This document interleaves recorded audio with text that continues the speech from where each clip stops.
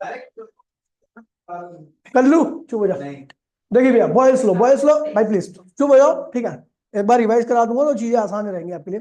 Boys लो कहता है यदि मैं प्रेशर को कांस्टेंट, टेम्परेचर को कांस्टेंट कर दूं तो प्रेशर जो होता है वॉल्यूम के क्या होता है, इनवर्सली होता है। क्या होता है, ठीक है। कह रहे हैं भाई प्लीज, अब बोलिए मत प्लीज, आप अननेसेसरी बातें मत कीजिए, ठीक है। देखिए, हमने पीवी कोस्ट में क्या जानते हैं, एनआरटी। टेम्परेचर कांस्टेंट करने के साथ ये पूरी टर्म क्या होगी, तो पीवी कोस्ट में, पी कोस्ट में कांस्टेंट अपॉन में क्या हो गया, तो P is inversely equal to क्या हो गया। तो यहां पर पी और वी के बीच का अगर आप ग्राफ बनाओगे, पी वर्सेस वी का, तो ग्राफ ऐसे बनेगा। और पी वर्सेस 1 बाय में वी का ग्राफ बनाओगे तो ग्राफ कैसे बनेगा, ऐसे बनेगा, स्ट्रेट लाइन, ठीक है। और स्ट्रेट लाइन में यदि आप इसका स्लोप निकालते हो तो भैया ये क्या हुआ, थीटा। ये वाई हो गया, वाई की वैल्यू क्या है भैया, पी के बराबर। और ये एक्स हो गया, इसकी वैल्यू किसके बराबर है, 1 बाय में वी के बराबर। तो भैया आपका स्लोप क्या होता है, स्लोप क्या होता है, स्लोप होता है टेन थीटा। टेन क्या होता है, वाई अपॉन में एक्स। वाई की वैल्यू किसके बराबर है, पी के बराबर। एक्स की वैल्यू है 1 बाय में वी के बराबर। तो आप देखोगे स्लोप क्या आ रहा है, पी वी आ रहा है। क्या आ रहा है, स्लोप क्या आ रहा है, और पीवी किसके बराबर होता है, एनआरटी के। तो आप देखोगे कि इसका मतलब स्लोप एनआरटी भी होगा। क्या होगा, एनआरटी। एनआर क्या है, कांस्टेंट है, यानी slope is directly equal to क्या होगा, टेम्परेचर। यानी अगर आपका पी वर्सेस 1 बाय में वी का ग्राफ खींचा गया है और उसमें किसी का स्लोप ज्यादा है तो उसका मतलब उसका लाइन का टेम्परेचर भी क्या होगा, ज्यादा होगा। आप देखिए, ये पी वर्सेस 1 बाय में वी का ग्राफ खींचा गया। यहाँ पे सी बी ए, ये तीन लाइन है। इनमें सबसे ज्यादा टेम्परेचर किसका होगा, तो आप देखोगे जिसका स्लोप सबसे ज्यादा होगा उसका टेम्परेचर भी क्या होगा, सबसे ज्यादा होगा। किसका टेम्परेचर ज्यादा है, ठीक है। आगे बढ़ते हैं भैया, करते हैं चार्ल्स लॉ की बात। चार्ल्स लॉ कहता है भैया यदि मैं प्रेशर को कांस्टेंट कर दूं, किसको कांस्टेंट कर दूं, तो भैया volume is directly equal to क्या होगा, temperature. Volume is directly proportional क्या होगा, टेम्परेचर। तो भैया आपको पता है पीवी इक्वल्स टू में क्या होता है, पीवी इक्वल्स टू में आप कांस्टेंट को एक साथ में लिखो, तो यहां पर हम किसको कांस्टेंट कर रहे हैं, प्रेशर को। तो वी इक्वल्स में क्या होगा, एन आर अपॉन में क्या हो गया, पी इंटू में क्या हो गया, टी। ये पूरी टर्म क्या है, प्रेशर कांस्टेंट करते के साथ ही एन और पी तीनों कांस्टेंट हो गए, यानी वी इज डायरेक्टली प्रोपोर्शनल क्या हो गया, टी। यानी जितने ज्यादा वॉल्यूम उतने ज्यादा, सॉरी जितने ज्यादा टेम्परेचर उतने ज्यादा वॉल्यूम। आप देखो ग्राफ खींचते हैं, ग्राफ इसका वी वर्सेस टी का ग्राफ इस तरीके से होगा, स्ट्रेट लाइन है तो ये इस तरीके से बनेगा। अगर इसका मैं स्लोप निकालने चाहूं, देखिए स्लोप ये क्या है भैया, वी है, और ये क्या है, टी है। स्लोप निकालो, स्लोप ऑफ वीटी डायग्राम, हमें वॉल्यूम टेम्परेचर डायग्राम स्लोप निकाल रहे हैं। तो स्लोप मतलब क्या होता है, टेन। टेन मतलब क्या होता है, वाई अपॉन में एक्स। वाई क्या है बेटा, वी, और एक्स क्या है, टी। यानी इसका स्लोप क्या आ गया, वी अपॉन में टी। अच्छा, वी अपॉन में टी की वैल्यू आपको पता है पीवी कोस में क्या होता है, एन आर टी। हमें किसकी वैल्यू निकालनी है, वी अपॉन में। तो भैया वी अपॉन में, ये वी अपॉन में टी कर दो, और ये क्या हुआ, एन आर अपॉन में क्या हो गया, पी हो गया। यानी वी अपॉन में टी की वैल्यू क्या है, एन आर अपॉन में पी। यानी आप देखोगे स्लोप जो है आपका वो एक्चुअल में एन आर अपॉन में पी है। एन आर क्या है, कांस्टेंट है, तो स्लोप क्या हो गया, इनवर्सली इक्वल टू क्या आ गया, पी आ गया। इसका मतलब अगर आप वीटी का डायग्राम देखोगे तो वीटी डायग्राम में जिसका स्लोप कम होगा उसका प्रेशर क्या होगा, ज्यादा होगा। जिसका स्लोप ज्यादा होगा उसका प्रेशर क्या होगा, कम होगा। तो यहाँ पे नीचे ग्राफ बना रखा है मैंने, और उसमें आप आसानी से पहचान सकते हो। अच्छा हाँ, ये फाइनल वॉल्यूम कैलकुलेट करने का फॉर्मूला, फाइनल वॉल्यूम और फाइनल प्रेशर कैलकुलेट करने का फॉर्मूला तो रिवीजन में आपको समझ नहीं आ जाएगा, आसान चीज है, ठीक है। बताओ किसका किसका प्रेशर ज्यादा होगा, इसका इसका इसका, सी का। किसका स्लोप कम उसका प्रेशर ज्यादा, जिसका स्लोप ज्यादा उसका प्रेशर खत्म। गेल-लुजैक लो, गेल-लुजैक लो की अगर मैं बात करूं तो भैया गेल-लुजैक लो कहता है भैया कि यदि मैं वॉल्यूम कांस्टेंट कर दूं तो pressure is directly equal to क्या होगा, टेम्परेचर। सबसे बेस्ट एग्जांपल कौन सा इसका, प्रेशर कुकर। वॉल्यूम क्या होता है उसका, फिक्स होता है, नीचे से टेम्परेचर बढ़ता रहता है, अंदर का प्रेशर क्या होता है, बढ़ता है। पीवी इक्वल्स में एन आर टी, क्या कांस्टेंट करना है, वॉल्यूम। तो पी इक्वल्स में क्या होगा, एन आर अपॉन में वी। भाई प्लीज बोलिए मत, T. Pressure directly equal to क्या होगा, पी हो गया। अगर आप पी टी डायग्राम बनाओगे तो ग्राफ कैसे आएगा, स्ट्रेट लाइन जाएगा। स्लोप अगर देखोगे तो ये क्या हुआ P और ये क्या हुआ T, तो tan थीटा, tan क्या हो गया y अपॉन में x, y क्या है भैया P और x क्या है v, P अपॉन में v की वैल्यू क्या आएगी भैया, देखिए P अपॉन में v, P अपॉन में t की वैल्यू क्या आएगी, P अपॉन में t की वैल्यू क्या आएगी, पागल हो गया।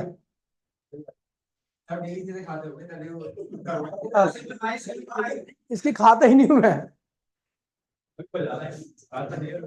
स्लोप क्या आ गया, एनआर अपॉन में डी आ गया, एनआर क्या है कांस्टेंट है, तो स्लोप क्या हो गया, किसके आ गया टी के, ठीक है, टी के इनवर्सली आ गया।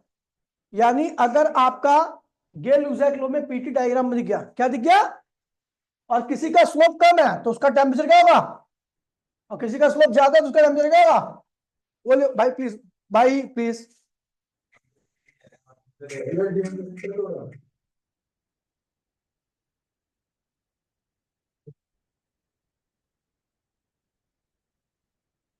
ठीक है, हो गया। Calculation of final pressure, final pressure क्या होता है, इनिशियल प्रेशर ब्रैकेट में 1 प्लस,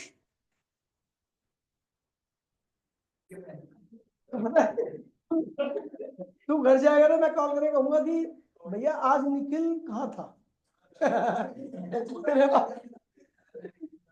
ओए, अबे ओए, अरे Boyle's law, PV equals to में एनआरटी, बॉयल्स लॉ में पीवी क्या था, कांस्टेंट था। अगर मैं न्यूमेरिकल की बात करूं तो न्यूमेरिकल में पीवी इक्वल्स टू में कांस्टेंट को लिखो P1 V1 बराबर में P2 बराबर में P3, ये ध्यान रखना। और अगर मैं चार्ल्स लॉ की बात करूं तो चार्ल्स लॉ में आपका क्या कांस्टेंट हुआ करता था, प्रेशर। चार्ल्स लॉ आता था V अपॉन में T, V अपॉन में T का रेशियो क्या होता था, कांस्टेंट, यानी V1 अपॉन में T1 बराबर में V2 अपॉन में T2। और मैं गेल-लुजैक लॉ की बात करूं, और डेडे इधर देख ले, पेलुआ में यहीं पे आ गया, ठीक है। अगर मैं गेल-लुजैक लॉ की बात करूं,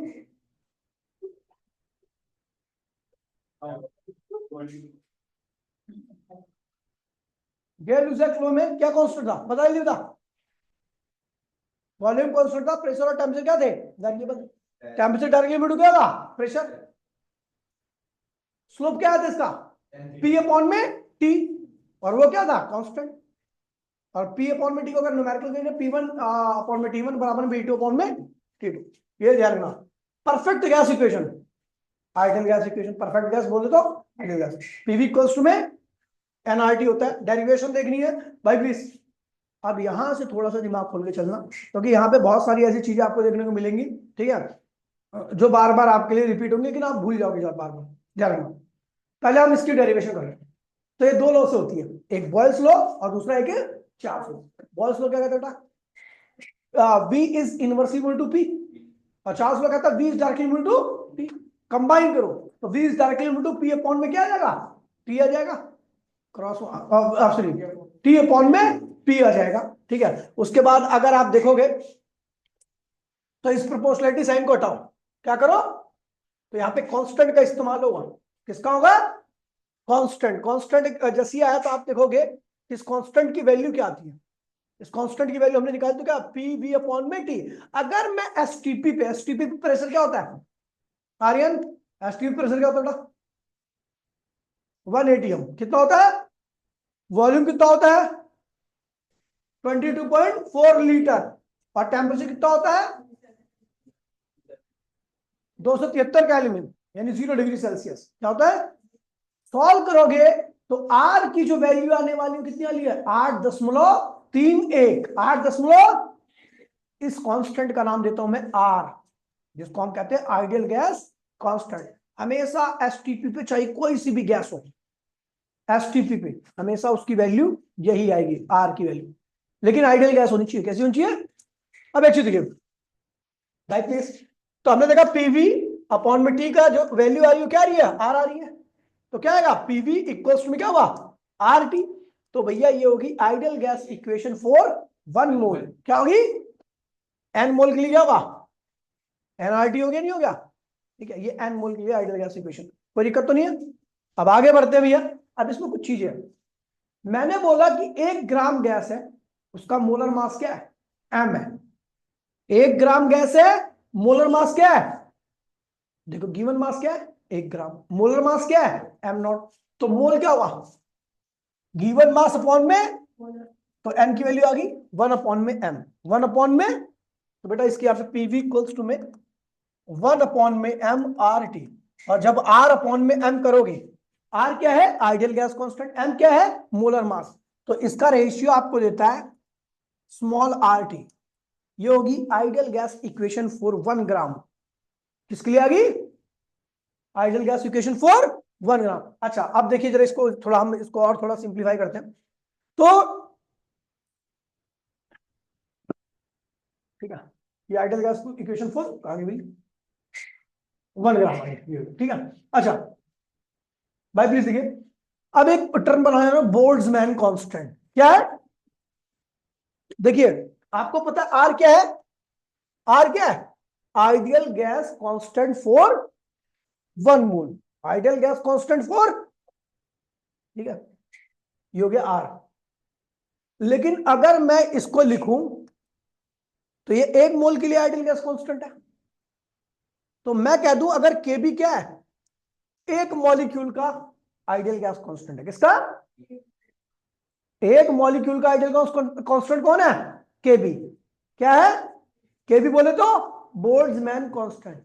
और आपको पता है अगर 1 मॉलिक्यूल का आइडियल गैस कांस्टेंट केबी है, तो 1 मोल का आइडियल गैस कांस्टेंट क्या होगा, एन से मल्टीप्लाई करना पड़ेगा, क्योंकि तो आपको पता है 1 मॉलिक्यूल का आइडियल गैस कांस्टेंट क्या है केबी है।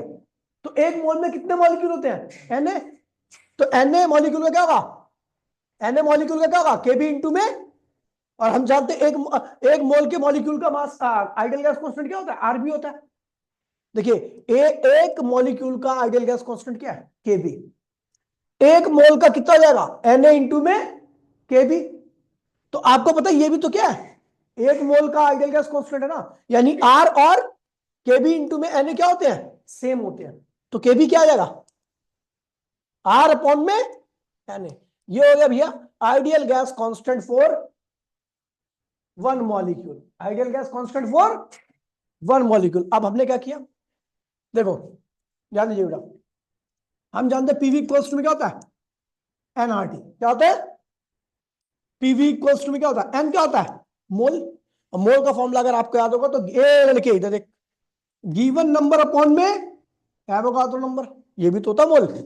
और आर की वैल्यू क्या निकाल रखी बेटा मैंने, आर की वैल्यू क्या निकाल की एन के बी इंटू में एन इंटू में क्या हुआ, कोई दिक्कत तो नहीं है, एन से एन क्या हुआ कैंसिल, तो पीवी इक्वल्स टू में एन के बी इंटू में क्या हो गया, ये पता क्या है ideal gas equation for N molecule, क्या हो गया ideal gas equation for N molecule. और अगर मैं एन की वैल्यू 1 रख दूं तो पीवी इक्वल्स में क्या हो जाएगा के बी इंटू में टी, तो ये क्या आ गई ideal gas equation for 1 molecule. समझ गए भैया, तो बोलिए भैया, एक मॉलिक्यूल के लिए, एक मॉलिक्यूल के पीवी इक्वल्स में केबीटी, 2 मॉलिक्यूल के लिए पीवी इक्वल्स में 2 केबीटी, 100 मॉलिक्यूल के लिए पीवी इक्वल्स में 100 केबीटी। यूनिवर्सल गैस कांस्टेंट तो अभी आपको पता ही है भैया, मैंने ये निकाल दिया आर इक्वल्स में पीवी अपॉन में टी। यूनिवर्सल गैस कांस्टेंट या आइडियल गैस कांस्टेंट एक ही है। यूनिवर्सल गैस कांस्टेंट इसलिए कहते हैं क्योंकि ये पूरे ब्रह्मांड में क्या होता है इसकी वैल्यू एक ही होती है, इसलिए इसको क्या कहते हैं यूनिवर्सल गैस कांस्टेंट भी कहते हैं। अच्छा एसटीपी भी पूरा सॉल्व कर रखा है, देख लीजिए। आइडियल गैस क्या होती है, आइडियल गैस वो गैस होती है जो भैया हर कंडीशन में क्या आइडियल गैस इक्वेशन को फॉलो करे, यानी उसका प्रेशर वॉल्यूम का जो प्रोडक्ट है वो एनआरडी के बराबर है, एन मतलब मोल, आर क्या है आइडियल गैस कांस्टेंट, और टी क्या है उसका, यानी अगर आइडियल गैस ले लो और उसका प्रेशर वॉल्यूम देखो और दूसरी तरफ उसका मोल वॉल्यूम और टेम्परेचर देखो, तीनों दोनों साइड में मल्टीप्लाई करके देखो, दोनों साइड क्या आएगी बराबर आएगी। आइडियल अगर कोई चीज आइडियल गैस है परफेक्ट आइडियल गैस है तो उसका प्रेशर वॉल्यूम का प्रोडक्ट, उसके मोल आइडियल गैस कांस्टेंट और टेम्परेचर के क्या आएगा, बराबर आएगा, उसे कहते हैं आइडियल गैस। और आइडियल गैस के बीच में किसी प्रकार मॉलिक्यूल्स के बीच में किसी प्रकार का अट्रैक्शन नहीं होता, और जहां अट्रैक्शन नहीं होता वहां पर इंट्रैक्शनल एनर्जी मतलब पोटेंशियल एनर्जी, इंट्रैक्शनल एनर्जी मतलब क्या रहेगी, जीरो रहेगी। आइडियल गैस की टोटल एनर्जी किसके बराबर होती है, काइनेटिक के बराबर, क्योंकि पोटेंशियल एनर्जी नहीं होती, जीरो होती है भैया, ध्यान रखना, मैं बताया है मैंने, दूसरी तीसरी बार बता रहा हूं कि आइडियल गैस के पास जो टोटल एनर्जी होती है किसके बराबर होती है, काइनेटिक के बराबर, उसके पास किसी प्रकार की कोई पोटेंशियल एनर्जी नहीं होती, क्योंकि मॉलिक्यूल्स के बीच में ना तो अट्रैक्शन होता है ना ही रिपल्शन होता है। जब अट्रैक्शन और रिपल्शन नहीं होगा तो पोटेंशियल एनर्जी की वैल्यू क्या होगी, जीरो आएगी। पोटेंशियल एनर्जी वहीं पे आती है जहां पर उनके किसी के बीच में क्या होता है, अट्रैक्शन। जैसे धरती और किसी ऑब्जेक्ट के बीच में पोटेंशियल एनर्जी आती है, क्योंकि धरती उसको क्या कर रही है, खींच रही है, अट्रैक्ट कर रही है, नहीं खींचती तो पोटेंशियल एनर्जी क्या होती, जीरो होती, समझ गया। तो आइडियल गैस क्या है भैया, a gas which obey the ideal gas equation, यानी PV equals to NRT at every pressure and every temperature. PV equals to में अगर आइडियल गैस है तो पीवी किसके बराबर होगा, उसके एनआरटी के, और अगर आइडियल गैस नहीं है तो पीवी एनआरटी के बराबर नहीं आएगा, खत्म, ज्यादा दिमाग नहीं लगाना इसमें, ठीक है। एजम्पशन, एजम्पशन आइडियल गैस की कुछ एजम्पशंस है, उसे आपको ध्यान रखना है। जैसा आइडियल गैस के मॉलिक्यूल का साइज क्या होता है, नेग्लिजिबल होता है, क्या होता है, नेग्लिजिबल होता है, इनके बीच में किसी प्रकार का फोर्स ऑफ अट्रैक्शन वगैरह नहीं होता। दूसरा, तो फोर्स ऑफ अट्रैक्शन नहीं होगा तो पोटेंशियल एनर्जी क्या होगी, जीरो, और टोटल एनर्जी किसके बराबर आएगी, काइनेटिक के बराबर आएगी, ठीक है। और आपको बता दूं, सुन लीजिए, आमतौर पर हम डेली लाइफ में जिन गैसेस को देखते हैं वो आइडियल गैस नहीं है, समझ गए, लेकिन कुछ कंडीशन में वो आइडियल गैस की तरह बिहेव कर सकती है। पहली कंडीशन क्या है, हाई टेम्परेचर, दूसरा लो प्रेशर। अब क्या होता है, अच्छा आइडियल गैस की सबसे मेन प्रॉपर्टी पता क्या है, कौन रख दे सुअर, हाँ तू ये भी कह रहा हूं, खा लिया कहीं का, अब भी लग रहा, तेरे पापा का नंबर पता है मुझे, ठीक है। देखिए आइडियल गैस की सबसे मेन प्रॉपर्टी है कि उसके मॉलिक्यूल, भाई प्लीज, उसके मॉलिक्यूल एक दूसरे से इंटरेक्ट नहीं करते।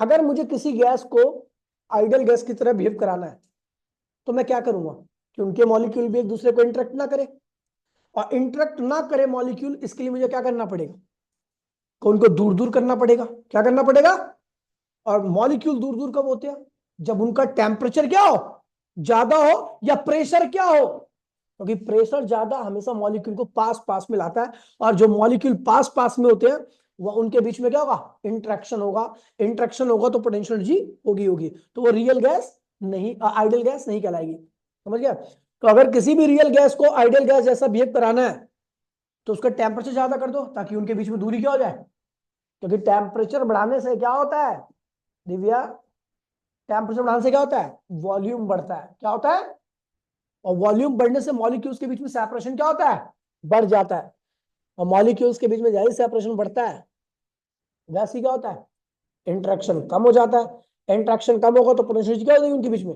जीरो हो जाएगी, और प्रेशर कम करने से मॉलिक्यूल वैसे ही क्या होते हैं, दूर दूर जाते हैं, और मॉलिक्यूल जैसे दूर होंगे तो पोटेंशियल फिर क्या होगी, जीरो हो जाएगी, ठीक है भैया। आगे बढ़ते भैया, ये ग्राफ है, ए ठीक है, आइडियल गैस और रियल गैस के बीच के, ठीक है, ग्राफ है।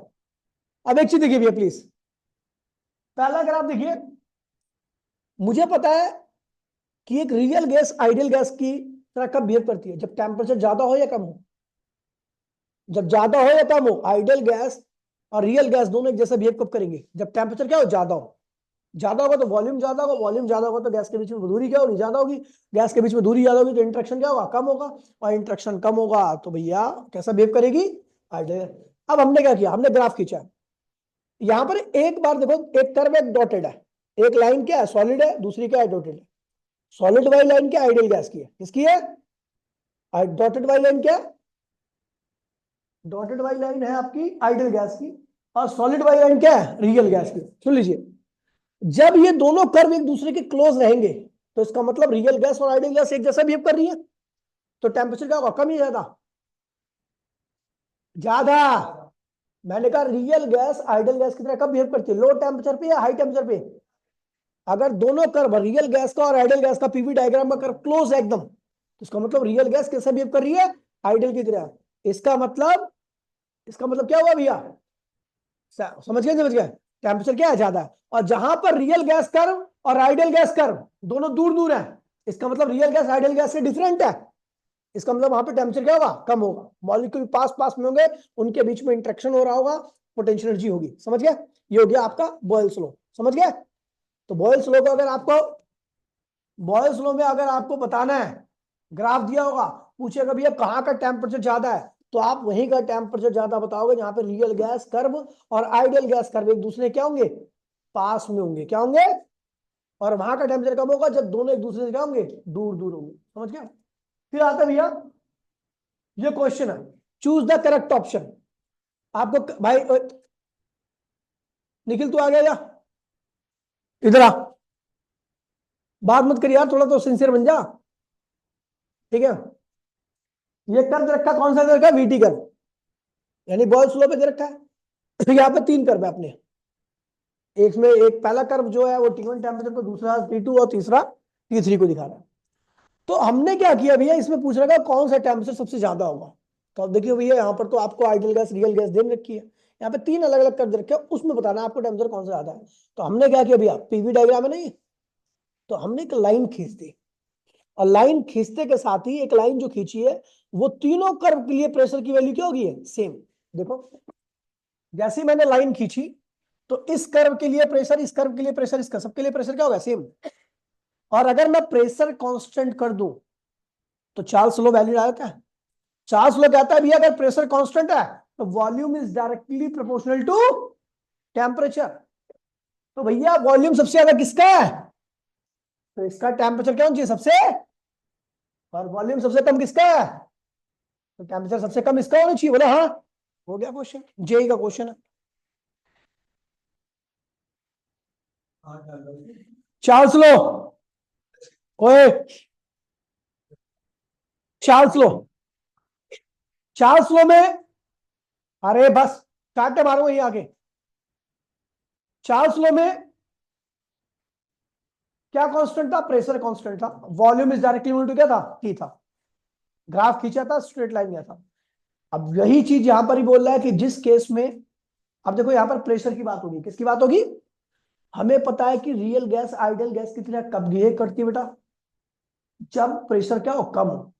अब हमें कर्व बना रखे हैं, दो दो कर्व बना रखे हैं, एक रियल गैस का एक आइडियल गैस का। जब real gas ideal gas curve दोनों एक दूसरे के पास में एकदम सट के जा रहे हैं, इसका मतलब रियल गैस बिहेव लाइक है आइडियल गैस, और इसका मतलब उस टाइम टेम्परेचर प्रेशर क्या होगा, कम होगा।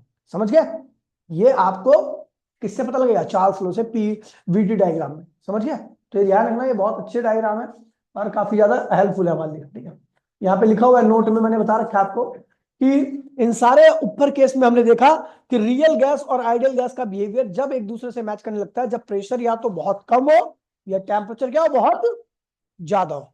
ठीक है, ठीक है। अब यहां पर देखिए भैया, kinetic theory of ideal gas, ये ध्यान रखना, इसमें जो डेरिवेशन मैं अभी कराने जा रहा हूं उसे भी ध्यान रखना। ठीक है, बहुत इंपॉर्टेंट डेरिवेशन है, 3-5 नंबर की डेरिवेशन आती है यहां से। ठीक है, अरे मतलब 3 मार्क्स का अगर आ भी गया तो 3 नंबर की डेरिवेशन आ जाएगी, क्या फर्क पड़ता है। चलो देखिए भैया, क्या है भैया, काइनेटिक थ्योरी ऑफ गैस, कुछ एजम्पशन है जो आपको हमेशा ध्यान रखनी है। जैसे देखिए, all gases consist of molecules and these molecules are rigid. Molecule कैसे होते हैं, रिजिड होते हैं।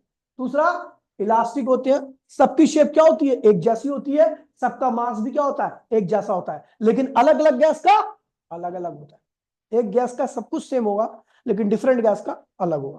ठीक, आगे बढ़ते हैं। लिखा हुआ है, जो मॉलिक्यूल का साइज होता है ना, वो जितना डिस्टेंस ट्रेवल करते हैं उसके कंपैरिजन में उसका साइज क्या होता है, नेग्लिजिबल होता है। मतलब मॉलिक्यूल मूव करते रहते हैं ना लगातार, तो मूव करने के दौरान में जो डिस्टेंस कवर किया है ना उसने, वो उसके साइज से क्या होता है, बहुत बड़ा होता है डिस्टेंस। दूसरा, अगली प्रॉपर्टी क्या है, मॉलिक्यूल लगातार मूव करते रहते हैं हर पॉसिबल डायरेक्शन में, हर पॉसिबल वेलोसिटी के साथ। समझ गए, कह रहा भैया जब मॉलिक्यूल एक दूसरे से कोलिजन करते हैं तो वो साथ साथ में दीवार से भी टकराते हैं। जब दीवार से टकराएंगे तो उन मॉलिक्यूल्स का मोमेंटम क्या होगा, चेंज होगा। और जितना मोमेंटम मॉलिक्यूल का चेंज हुआ है उसका अपोजिट किसका चेंज होगा, दीवार का। और दीवार का अगर मोमेंटम चेंज होगा तो दीवार पे लगेगा फोर्स, और फोर्स पर यूनिट एरिया को हम क्या कहते हैं, pressure. Force per unit area को क्या कहते हैं हम, प्रेशर। ठीक है, कह रहा भैया जब मॉलिक्यूल कोलिजन करता है, तो जैसे एक कोलिजन हुआ फिर दूसरा कोलिजन हुआ, तो एक और दो कोलिजन के बीच में मॉलिक्यूल चलेगा। तो मॉलिक्यूल जब चलता है ना तो एकदम स्ट्रेट लाइन में चलता है। किस में चलता है, तो in between two collision the path of molecule is straight line in nature. समझ गए। दूसरा कह रहा भैया जितने भी कोलिजन होते हैं, ध्यान दीजिए भैया, जितने भी कोलिजन होते हैं सबके सब क्या होते हैं, इंस्टेंटेनियस होते हैं। क्या होते हैं, मतलब कोलिजन में कोई टाइम नहीं लगता। ठीक है भैया, all collisions are instantaneous in nature.